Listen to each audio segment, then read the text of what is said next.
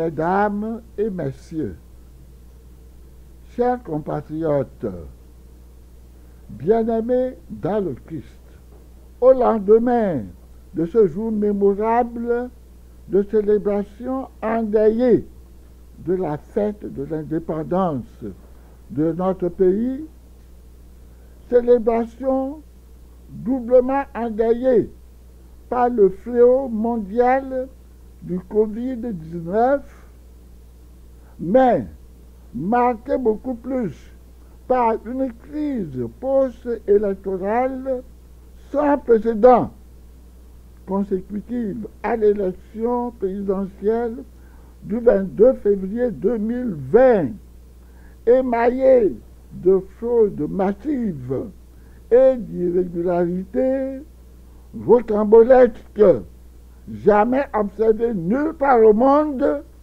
j'ai décidé, fidèle à mon engagement et tel un pasteur soucieux de la sécurité et du meilleur devenir de sa brebis, de m'adresser de nouveau à vous, en martelant avec la solennité et beaucoup de conviction d'un homme de Dieu uni dans le sacerdoce à son Créateur, que ce 27 avril 2020 est irrémédiablement le dernier que nous célébrons sous le joug de la dictature, de l'état de terreur et du non-droit régenté depuis 54 ans par le clan Gnassingbé au Togo. Je l'affirme, je le confirme, j'insiste, je persiste et je le signe. À moins que le Dieu d'Abraham, d'Isaac et de Jacob et Père de notre Seigneur Jésus-Christ, que je confesse, ne soit pas Dieu, ne soit pas le vrai Dieu. Togolaises et Togolais, dans le livre de Samuel, au chapitre 26, du verset 1er au verset 20, parlant de la persécution de David, le nouvel élu de Dieu, par Saül, le roi déchu, il est écrit: les habitants de Ziph allèrent trouver Saül à Gibéa et lui dirent: ne sais-tu pas que David se cache dans les collines de Hakila, près de la plaine inculte? Saül se mit donc en route pour le désert de Ziph, afin d'y chercher David. Il était accompagné de 3000 de ses meilleurs soldats d'Israël. David dit: pourquoi le roi me poursuit-il? Que lui ai-je fait? Quel mal ai-je commis? Que le roi veille bien écouter ce que j'ai à lui dire. Si c'est le Seigneur qui l'a poussé à agir ainsi envers moi, qu'il se laisse apaiser par le sacrifice. Mais si ce sont les hommes, que le Seigneur les maudisse. En effet, on me chasse aujourd'hui, on m'empêche aujourd'hui de résider dans le pays accordé par le Seigneur à son peuple. Et c'est comme si on disait: va adorer d'autres dieux. Mais moi, je ne veux pas mourir loin de la présence du Seigneur. Pourquoi Pourquoi le roi s'est-il mis en campagne contre moi? Une simple puce. Pourquoi me pourchasse-t-il comme on chasse une perdrix dans les montagnes? Bien-aimés dans le Seigneur, cette histoire de David et de Saül ne ressemble-t-elle pas à celle d'Agbeyomé, persécuté par force? C'est même évident pour qui connaît la Bible et pour qui a la foi. Comme Feunyasingbe et Adema l'avaient affirmé au lendemain de l'attentat de Sarakawa, je reprends à sa suite aujourd'hui cette phrase. Un coup isolé n'arrête jamais le combat. Le pouvoir de Feunyasingbe tente son ultime coup de force contre le président démocratiquement élu, Dr Gabriel Agbeyomé Mensah-Kodjo, et ses proches collaborateurs, Marc Monzi, mon assistant personnel, ou plutôt mon assistant providentiel, ainsi que plusieurs jeunes de la dynamique, dont certains sont déposés en prison. Après plusieurs tentatives d'enlèvement avortées de notre président nouvellement élu, j'ai décidé, pour le protéger, d'élire domicile chez lui et que quiconque serait tenté de lui faire du mal devait marcher sur mon cadavre avant de l'atteindre. Depuis cette date, c'est un véritable enfer auquel sont soumis cette famille et l'ensemble des habitants du quartier Forever par une occupation militaire incompréhensible et inacceptable.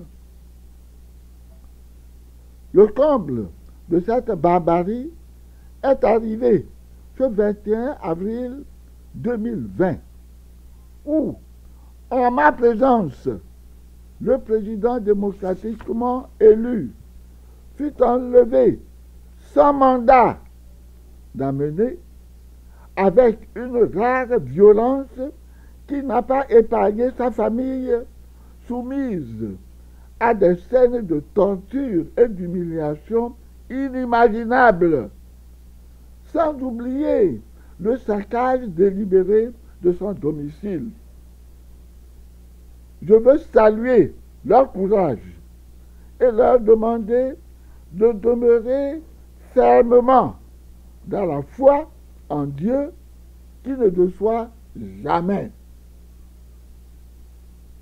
La veille de cette attaque contre le domicile du président, j'ai reçu une lettre de Monseigneur Bariga, contacté par un membre influent du gouvernement qui sollicitait mon avis pour une rencontre avec la dynamique qui porte mon nom. Aussitôt, j'ai réuni le Conseil des sages et le président élu démocratiquement pour prendre une décision. L'avis unanime dégagé est de répondre à la demande du gouvernement pour des échanges sur la situation post-électorale. Mais, sans aucun retour de la part de Monseigneur Bariga, nous fûmes surpris d'être encerclés dès 3 heures du matin par une horde de soldats puissamment armés qui investissaient les maisons voisines pour un enlèvement nocturne. ils réussiront vers 9 heures du matin à défoncer la porte d'entrée avec un char et des lancers de gaz lacrymogène pour neutraliser les jeunes qui gardaient le président. Ceux-ci seront tous conduits de force au SCRIC. Comment comprendre que le pouvoir qui demande une rencontre soit encore celui-là même qui envoie les forces de défense et de sécurité pour attaquer les protagonistes? Dans le déroulé de la procédure, alors que je m'étais rendu au SCRIC pour exiger la libération du président élu et de mon assistant providentiel, j'ai été surpris et outré d'apprendre que je devais comparaître au même titre que les accusés, sans considération aucune pour ma personne et la charge de l'Église que je porte. Je fus soumis sans pitié à une interrogatoire musclée dans les services d'investigation et de recherche de la gendarmerie en présence des hauts gradés de cette institution. Quel crime ai-je commis? Celui de la recherche du bien commun pour la protection des vulnérables, les droits humains et une meilleure répartition des richesses nationales entre ses fils et filles. C'est moi, Monseigneur Podro, en chair et en os, qui est envoyé en mission la coordination avec pour objectif la conquête de la victoire. Et j'ai participé moi-même à la campagne électorale. Et elle a brillamment réussi sa feuille de route en permettant l'élection du docteur Gabriel Agboyome Mensah Kodjo dès le premier tour. Mais la CENI et la Cour constitutionnelle, ces deux institutions malhonnêtes, sinistres et funestes, ces deux institutions donc, en violant leurs serments respectifs, ont créé le contentieux électoral qui nous divise.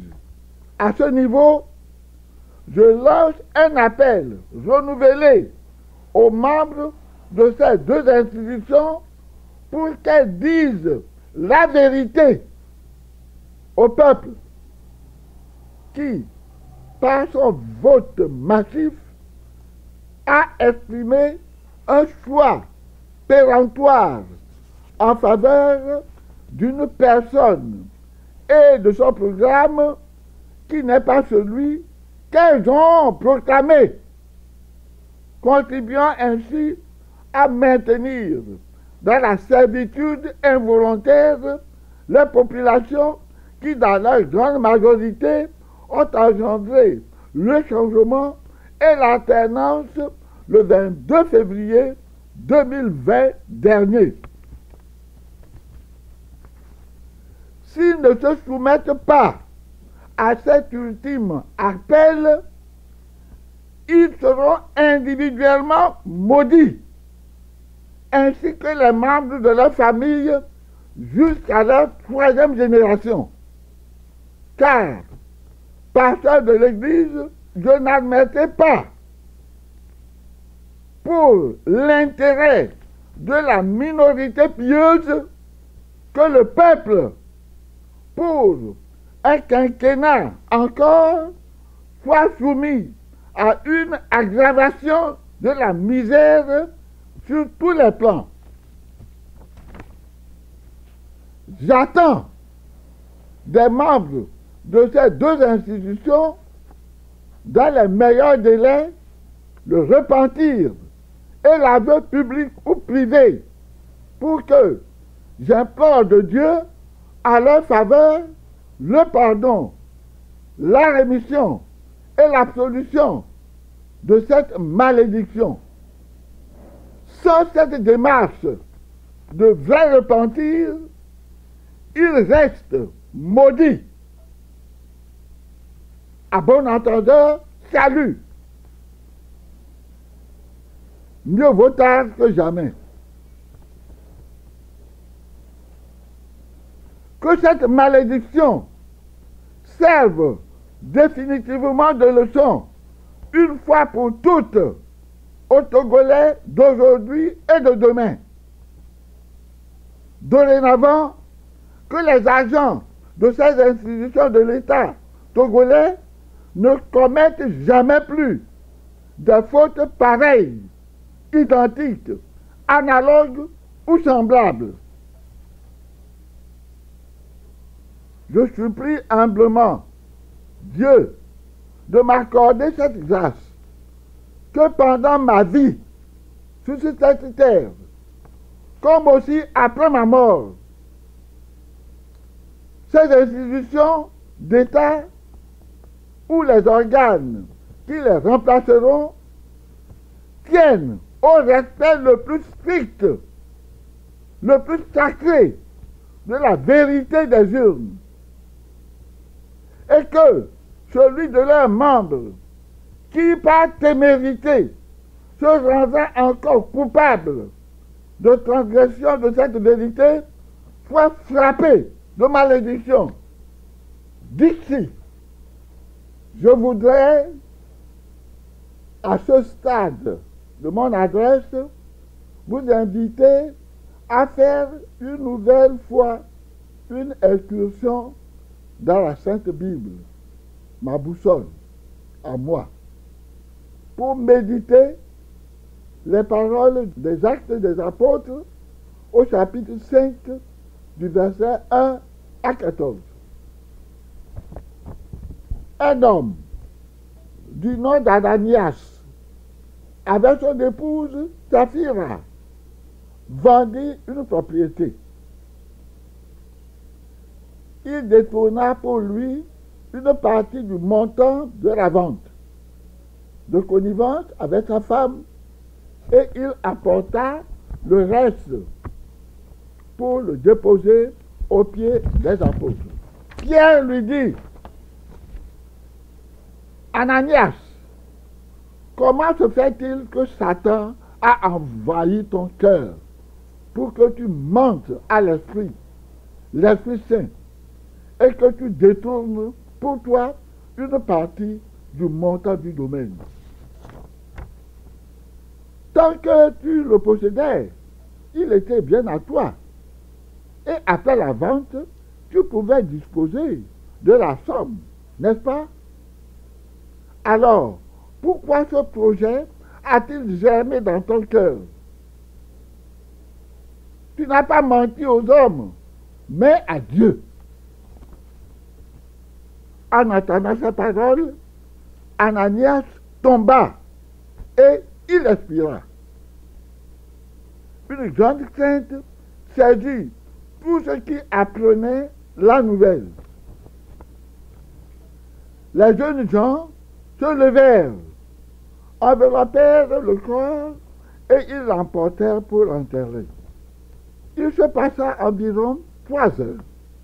Puis sa femme entra sans savoir ce qui était arrivé. Pierre interpella: dis-moi, le domaine, c'est bien à ce prix-là que vous l'avez cédé? Elle dit: oui, c'est à ce prix-là. Pierre reprit: pourquoi cet accord entre vous pour mettre à l'épreuve l'Esprit du Seigneur? Voici que sont à la porte les pas de ceux qui ont enterré ton mari. Ils vont t'emporter. Aussitôt, elle tomba à ses pieds et elle expira. Les jeunes gens qui rentraient la trouvèrent morte et ils l'emportèrent pour l'enterrer auprès de son mari. Une grande crainte saisit toute l'Église et tous ceux qui apprennent cette nouvelle. Cette exigence de vérité et de justice est un impératif cardinal, car un éminent membre de la hiérarchie du NIR a affirmé en substance au président Dr Gabriel Agbeyome Mensah Kodjo le 25 février qu'il est le véritable vainqueur du scrutin du 22 février 2020 et que malheureusement, lui, Agbeyome, ne dispose d'aucun moyen pour envoyer en prison les faussaires. D'autres, et non des moindres, connaissent cette vérité autant au Togo qu'à l'extérieur de notre pays. Voilà comment on ment pour créer la misère et le malheur des autres. La raison du plus fort, comme disait La Fontaine, est toujours la meilleure, mais ici c'est faux. La malédiction que j'ai portée, c'est la fille de Saint-Pierre. Par conséquent, elle se réalisera. Je demande donc aux membres de ces deux institutions responsables de nos malheurs de faire l'aveu public pour que j'implore du Seigneur le pardon et l'absolution de cette malédiction que j'ai portée sur eux. Je ne blague pas. Le peuple a trop souffert. Nous ne demandons que justice et cette quête de la vérité des urnes et non celle des officines. Et ceci ne peut conduire à des poursuites, à la mise à sac du domicile du président, à des scènes de violence et de traitement inhumain et dégradant, à des interpellations musclées et au recours immodéré à la violence de l'État et au siège permanent du domaine du vainqueur réel du scrutin du 22 février 2020. De ce qui précède, et partant du principe qu'aucun contentieux électoral ne se règle par le recours à la violence et à des poursuites judiciaires dans le but de museler les contestataires, notamment les membres de la direction de la dynamique, je demande expressément que tous ceux qui sont privés de liberté dans le cadre de ce contentieux électoral soient rapidement libérés et que soient annulées les mesures restrictives de liberté prises par le doyen des juges d'instruction contre le président démocratiquement élu, le docteur Gabriel Mensah Agbeyome Kodjo, Fulbert Atisso, le coordinateur général, Brigitte Johnson Adjamagbo, la porte-parole de la campagne de la dynamique, et Marc Mongi, mon assistant providentiel personnel. Je n'oublie pas dans cette requête le cas de M. Otto Apedo, conseiller spécial du président chargé de la logistique de campagne, abusivement enlevé à son domicile nuitamment depuis plusieurs semaines. J'interpelle ici à nouveau mon fils Caïn, que dis-je, mon fils fort, afin qu'il m'écoute, au moins pour une fois, pour son bien et celui de l'ensemble du peuple togolais. Et je l'invite à passer le témoin au vrai vainqueur et pour la paix de sa conscience. Je répète, j'interpelle ici à nouveau mon fils fort afin qu'il m'écoute au moins pour une fois pour son bien propre et celui de l'ensemble du peuple togolais, et je l'invite à passer le témoin au vrai vainqueur et pour la paix de sa conscience. Me référant encore aux Saintes Écritures, il me souvient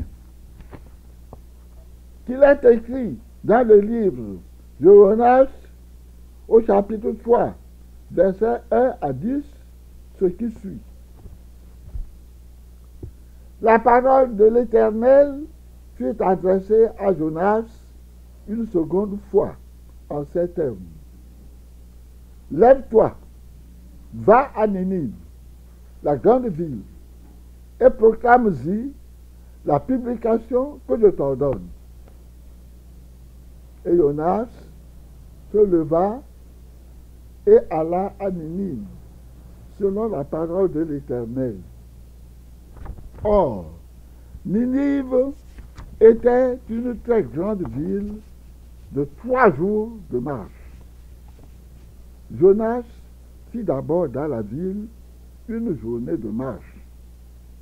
Il criait et disait, « Encore 40 jours et Ninive est détruite. » Les gens de Ninive crurent à Dieu. Ils publièrent un jeûne et se revêtirent de sacs, depuis les plus grands jusqu'aux plus petits. La chose parvint au roi de Ninive. Il se leva de son trône, ôta son manteau, se couvrit d'un sac et s'assit sur la chambre. Et il fit dans Ninive cette publication par ordre du roi et de ses gens, que les hommes et les bêtes, les bœufs et la brebis ne goûtent de rien, ne pèsent point et ne boivent point d'eau. Que les hommes et les bêtes soient couverts de sacs, qu'ils crient à Dieu avec force et qu'ils reviennent tous de leur mauvaise voie et des actes de violence dont leurs mains sont coupables.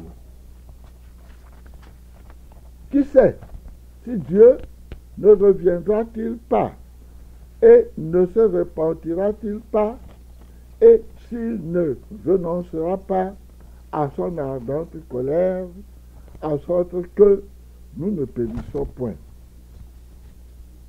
Dieu vit qu'ils agissaient ainsi et qu'ils revenaient de leur mauvaise voie. Alors Dieu se repentit du mal qu'il avait résolu de leur faire et il ne le fit pas. Reprenant à nouveau Feu et Yadema, son propre père, j'affirme à mon tour, on peut tromper une fois le peuple, mais pas éternellement, car le peuple n'est pas dupe. l'heure de l'alternance a sonné. Et tous ceux qui s'y opposeront pour leur intérêt personnel seront exposés à la colère de Dieu. Je terminerai mon propos en vous confiant à méditer les paroles de Luc du chapitre 3, versets 10 à 15. Il s'agit de Jean-Baptiste. Et la foule l'interrogeait en disant: que nous faut-il donc faire? Il leur répondait que celui qui a 2 tuniques partage avec celui qui n'en a pas, et que celui qui a de quoi manger fasse de même. Des publicains aussi vinrent et se firent baptiser et lui dirent: Maître, que nous faut-il faire? Il leur dit: n'exigez rien au-delà de ce qui vous est prescrit. Des soldats aussi l'interrogeaient en disant: et nous, que nous faut-il faire? Il leur dit: ne molestez personne, n'extorquez rien, et contentez-vous de votre solde. Vous avez compris maintenant. Chacun de nous a sa partition à jouer dans le dénouement de la crise que nous vivons. Nul n'a le droit de s'ériger en spectateur. Observez ce qu'ici Jean-Baptiste s'adresse à l'armée qui est une composante de la nation. Ceci démontre à suffisance que c'était moi, Philippe Pojot, qui m'adresse le premier à ce corps de métier. Jean-Baptiste disait cela il y a plus de 2000 ans. Et cela a encore son actualité. Je convie donc mes confrères évêques à se saisir de ce rendez-vous de l'histoire pour élever haut dans l'estime des Togolais la renommée de l'Église catholique, famille de Dieu au Togo, en se mettant résolument du côté du peuple et de la vérité contre les prédateurs et les fossoyeurs de la République, sans se laisser retenir par quelque intérêt de quelque nature que ce soit, au risque de pousser le peuple à blasphémer le saint nom de Dieu et à vilipender l'Église de Jésus-Christ. Dans Marc, chapitre 8, verset 35, le Christ a dit: celui qui voudra sauver sa vie la perdra. Mais celui qui perdra sa vie à cause de moi et de la bonne nouvelle la sauvera. Pour finir, j'affirme sans embâche que les restrictions imposées aux membres de ma dynamique suite à leur arrestation et à la parodie de jugement à laquelle ils ont été soumis par le doyen des juges d'instruction, qui, au passage, est un chrétien catholique, donc une de mes brebis, pourtant, est nulle et non avenue. Nous continuerons à clamer notre victoire jusqu'à une pleine récupération du pouvoir. UNIR n'a toujours encore rien compris. Il ne s'agit pas de la victoire d'Agbeyome, mais plutôt, il s'agit de la victoire de Dieu sur les forces du mal. Et je le répète, on ne vole pas Dieu. Ceux qui veulent l'échapper, attendez de voir comment eux et leurs descendants finiront leur vie. Parole d'archevêque émérite. Dixit. Que Dieu bénisse le Togo et le protège contre les ennemis de son bonheur. Au nom du Père et du Fils et du Saint-Esprit. Amen.